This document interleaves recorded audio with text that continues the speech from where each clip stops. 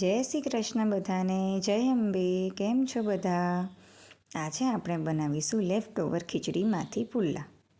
રાતની વધેલી ખીચડીમાંથી મેં વેજીટેબલ પુલ્લા બનાવીને રેડી કર્યા છે.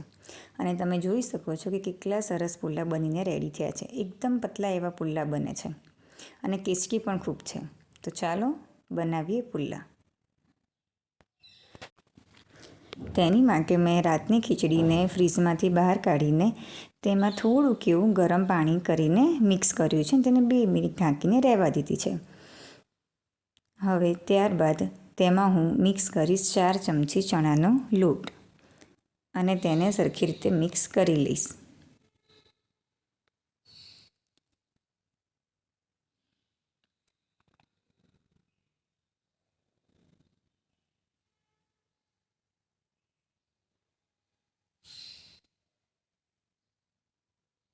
તમે ચણાના લોટની જગ્યાએ સૂજી પણ લઈ શકો છો.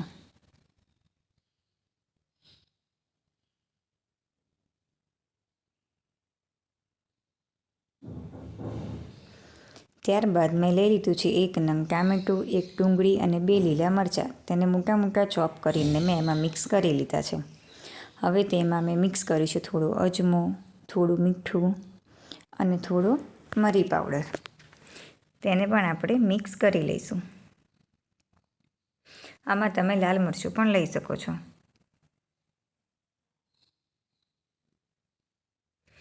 હવે બધી વસ્તુને આપણે બ્લેન્ડ કરી લઈશું.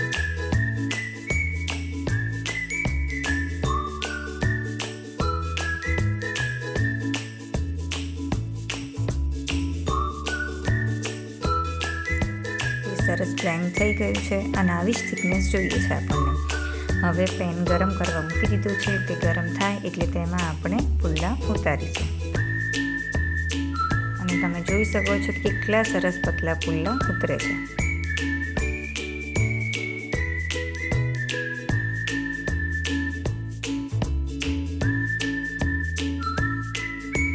હવે એવી રીતે બીજો પુલ્લો પણ ઉતારી લઈશું.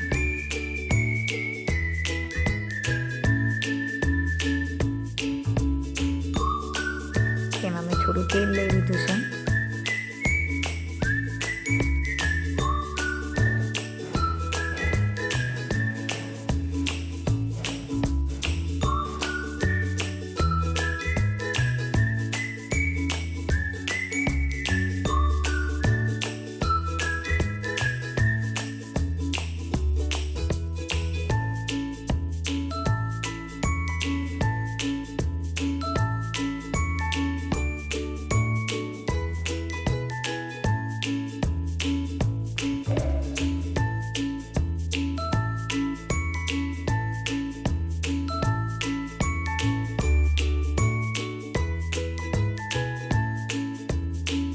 દબાઈને સરસ ચડવી લઈશું.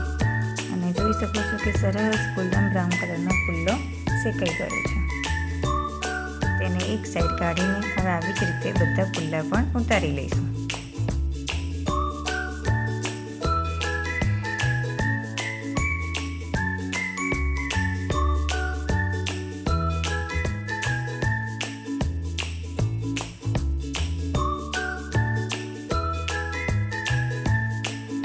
સરસ મજાના પુલ્લા બનીને રેડી થઈ ગયા છે.